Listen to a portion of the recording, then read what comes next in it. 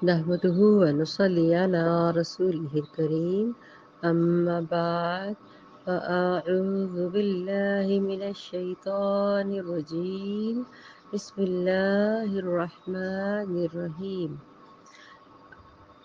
السلام علیکم ورحمۃ اللہ وبرکاتہ۔ جی کیا حال ہے آپ سب کے؟ میں امید کرتی ہوں ایمان اور صحت کی بہترین حالتوں میں ہوں گے، آمین انشاءاللہ۔ سورۃ البقرہ کی آیت نمبر 51 کو آج دیکھتے ہیں۔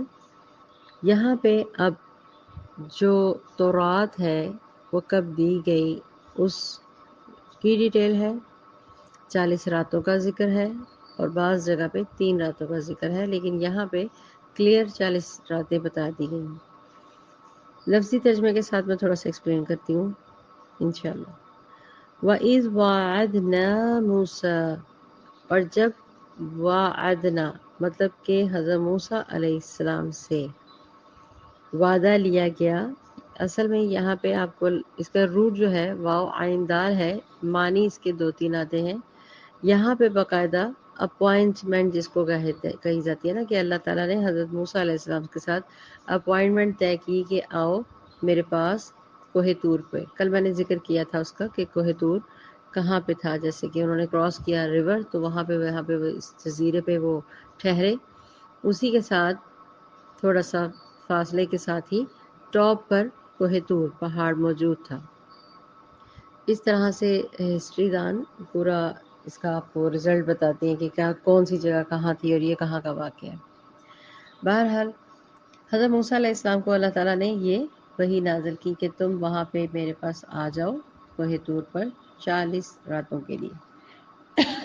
دیکھیں ہمارے پاس جو ہے نا، ہم لوگ اپنا ذکر کرتے ہیں کہ کتنے دنوں کے لیے کہیں جانا ہے یا کتنے دن کے لیے جانا ہے، لیکن عربی میں لیلہ کہا جاتا ہے دن کو، مطلب رات تو ہے ہی ہے، مطلب کہیں جانے کے لیے تو ہم پوچھتے ہیں نا کہ کتنے دنوں تک جا رہے ہو، کتنے دنوں کے لیے جا رہے ہو، تو عربی میں اسپیسیفک بولا جاتا ہے لیلہ، کہ کتنی راتوں کے لیے جا رہے ہو، کتنے ٹائم کے لیے جا رہے ہو تو کتنی راتوں کے لیے وہاں پہ بولا جاتا ہے۔ بہرحال یہ اس کا تھوڑا سا لفظی میرے ذہن میں آیا تو میں نے کہا شیئر کروں۔ تو حضرت اللہ تعالیٰ نے حضرت موسیٰ علیہ السلام کو تورات عطا فرمانے کے لیے 40 دن اور رات کے لیے طور پر بلایا، جیسے میں نے پہلے بتایا کہ اپوائنٹمنٹ کے لیے۔ ثم اتخذتم العجل، پس تم نے پکڑ لیا بچڑے کو۔ یہاں پہ جو ثم اتخذ ایسے نہیں کہ اس نے وہ فزیکلی پکڑ لیا، مطلب کہ بنا لیا، معبود بنا لیا، عجل بنا لیا، من بعد ہی اس کے بعد، کس کے بعد؟ جب حضرت موسیٰ علیہ السلام کو اللہ تعالیٰ نے بلایا کوہ طور پر، تو پیچھے سے جو بنی اسرائیل تھی انہوں نے یہ حرکت کی، انہوں نے معبود بنا لیا ایک بچڑے کو۔ بچڑا کہتے ہیں، سورۃ البقرہ کا جو ذکر ہے وہ اصل میں آپ کو یہاں پہ زیادہ ایکسپلین ہوگا۔ بقرہ مطلب گائے، ہم یہاں پہ کہتے ہیں نا بکرا، الف میں کاف ڈال دیتے ہیں تو وہ بکرا بن جاتا ہے پاکستانی اردو زبان میں، لیکن قرآن میں عربک میں قاف نقطوں والا لگا دیا جائے، اس کو موٹا پڑا جاتا ہے، وہ بکر کہا جاتا ہے گائے کو۔ تو انہوں نے کیا کیا، ایک بچڑے کو جو کہ بمشکل 1 ماہ کا دکھنے میں لگ رہا تھا، اس کو معبود بنا لیا۔ اب وہ معبود کیسے بنایا وہ آپ کو تفسیر کے ذریعے سے پتہ چلے گا۔ بنی اسرائیل چونکہ حضرت موسیٰ علیہ السلام چلے گئے تھے، ان کے بھائی ان کے پاس ان کی غیر موجودگی میں ان کے پاس چھوڑ کے گئے تھے، ان کے بھائی جیسے کہ حضرت ہارون علیہ السلام جو تھے، اپنے پیچھے ان کو وہ چھوڑ کر گئے تھے کہ آپ نے ان کا دیکھنا ہے، توجہ کرنی ہے، کیونکہ ابھی تو ان کو نجات ملی تھی فرعون سے، ابھی تو وہ اس طرح کے صحرا میں، ڈیزرٹ میں، جہاں نہ کھانے کو کچھ تھا، نہ اگانے کے لیے کچھ تھا، نہ کوئی دکان، نہ کوئی شاپ، کچھ بھی نہیں تھا، ایک میدان کھلا سا تھا۔ وہاں پہ وہ جب پہنچے تو ان کو تو خود بھی سیدھی سی بات ہے، کسی کو بھی تو نہیں نہ ہوگا الہام جب تک اللہ تعالیٰ نہ ان کو وصیت فرما دے۔ تو چونکہ حضرت موسیٰ علیہ السلام کو انہوں نے یہ کام، جب انہوں کو نجات ملائی، اللہ تعالیٰ نے نجات دی، وہ اس جگہ پہ پہنچ تو گئے، لیکن ساتھ ہی وہی آ گئی کہ اب موسیٰ اب اپنا اگلا قدم اٹھائیں اور آگے کی طرف بڑھیں اور کوہ طور پر آئیں تو وہاں پہ ہم آپ کو تورات دیں گے. مطلب تورات دیں گے، تورات کیا بک نہیں، صحیفے تھے شروع میں، آہستہ آہستہ جیسے قرآن پاک نازل ہوا، اسی طریقے سے تورات بھی باری باری نازل عطا ہونا شروع ہو گئی. اب باری باری جیسے کہ وہ تورات بھی ان کے ساتھ حضرت موسیٰ علیہ السلام کے اوپر نازل ہونا شروع ہو گئی. بنی اسرائیل نے حضرت موسیٰ علیہ السلام کی غیر حاضری میں بچڑے کی پرستی شروع کر دی اور اسے اپنا معبود بنا لیا، جیسے میں نے پہلے بھی ذکر کیا. وَأَنْتُمْ ظَالِمُونَ، اور تم ظالم تھے. اب یہاں پہ ظالم کیا وہ ظلم کرتے تھے، کسی کو مارتے پیٹتے تھے؟ نہیں. میں نے شاید شروع کی آیات میں ذکر کیا تھا، ظلم کا معنی ہوتا ہے کسی چیز کو اس کے حق پر نہ رکھنا. ٹھیک ہے.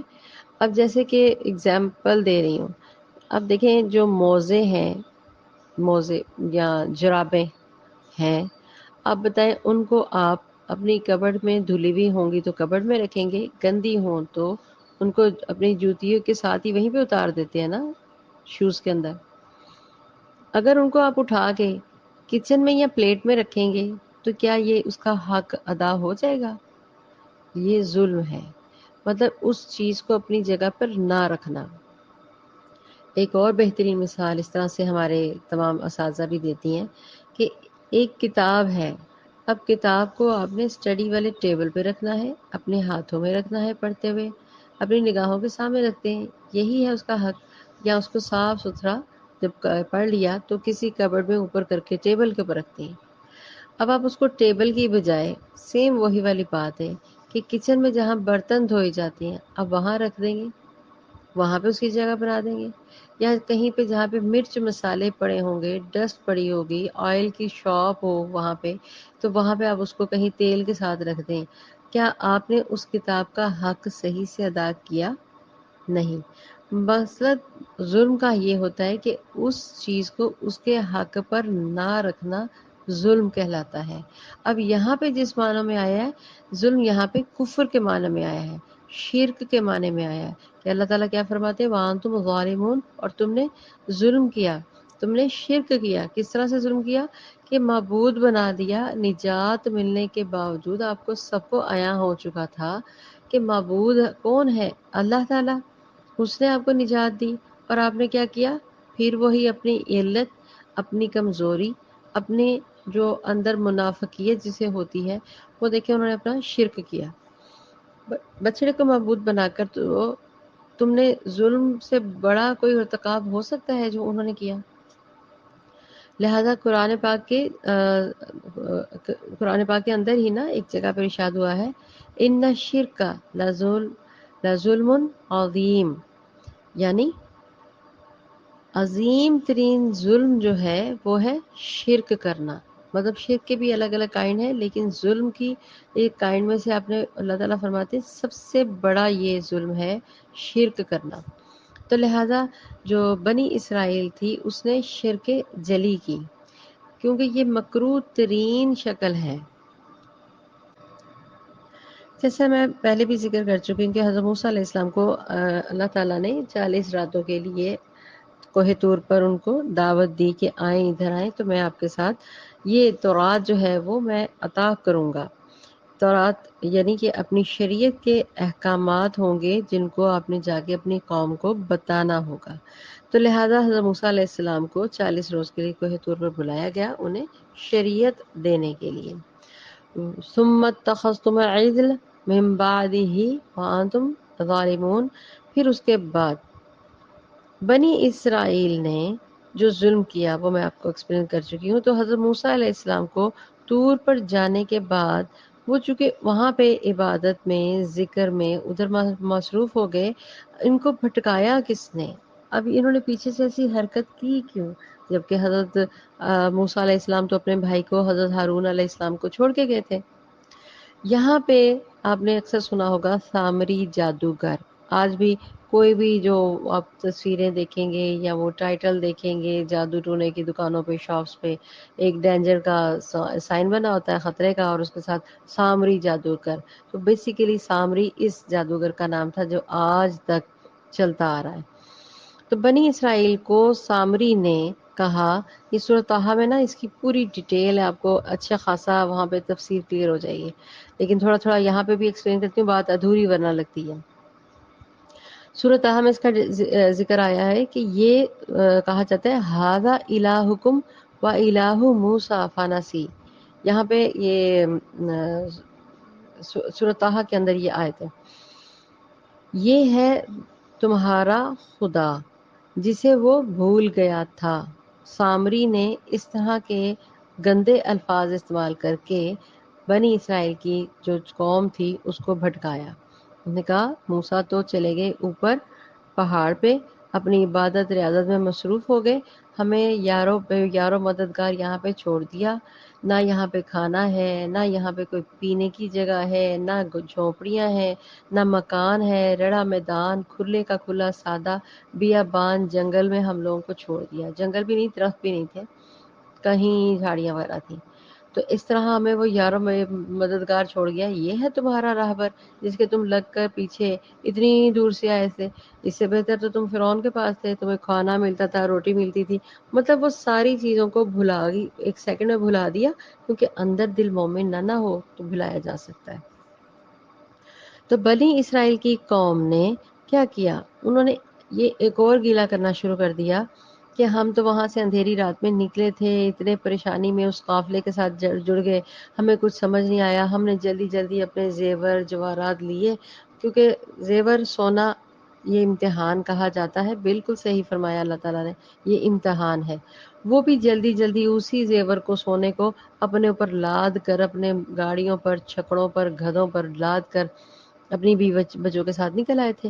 اب انہوں نے سب سے پہلے یہ گلہ کیا، ہم تو اس کو اٹھا اٹھا کے تھک گئے، پہلے دنیا کی چاہ میں انہوں نے خود ہی اپنے گھروں سے کھانا پینا تھوڑا سا لیا اور زیور بھر بھر کے بوریاں اپنے اوپر لادیں اور نکل لیا کہ ہمیں کون سا پوچھے گا، ہم تو بس جا رہے ہیں موسیٰ علیہ السلام کے ساتھ۔ لیکن ناشکری دیکھیں، جب نجات مل گئی، فرعون کو اپنے آنکھوں کے ساتھ غرق ہوتا ہوا دیکھا، سارا معاملات دیکھا، لیکن کیا ہوا، ساتھ ہی جیسے ہی، حالانکہ وہ راہبر ان کے پیغمبر حضرت موسیٰ علیہ السلام کتنی ان کے لیے فکر کر کے انہوں نے ریسٹ نہیں کیا، بلکہ جا کے سیدھا کوہ طور پہ جا کے اللہ تعالیٰ سے گڑ گڑا کے محبت سے انہوں نے ذکر مانگا کہ اللہ تعالیٰ جی اب میں آگے کیسے ان کو لے کے چلوں، مجھے گائیڈ کریں، مجھے رہنمائی عطا فرمائیں۔